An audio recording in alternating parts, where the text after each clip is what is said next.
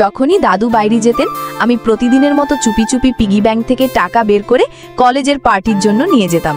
ভয় ছাড়াই আস্তে আস্তে বাড়ি থেকে বের হয়ে যেতাম, আর দাদু কোনো দিনও টেরও পেত না। রিয়া, আজকের পার্টি একদম দারুণ হয়েছে রে, কালও দাদুর কাছ থেকে টাকা নিয়ে আসিস। কিছুদিন পর আবার যখন একইভাবে টাকা নিতে গেলাম তখন হঠাৎ অবাক হলাম, এই পিগি ব্যাংক কখনো খালি হয় না কেন? মনে হয় দোকানে বেচা বিক্রি ভালো হচ্ছে এর জন্য। এরপরে কয়েক বছরের জন্য আমি বাইরে পড়াশোনার জন্য চলে যাই। এভাবেই কেটে গেল 5 বছর। দাদুর দোকান ঠিক আগের মতোই আছে, যেমনটা আমি দেখে গিয়েছিলাম, আর সেই পিগি ব্যাংকটাও আগের মতোই ভর্তি।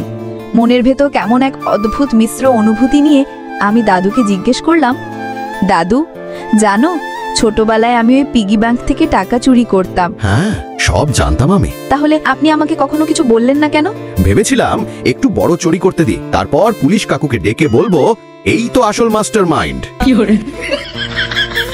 যারা দাদুকে ভালোবাসো তারা অবশ্যই লাইক করবে, আর তোমার মতামত কমেন্টেই জানাও।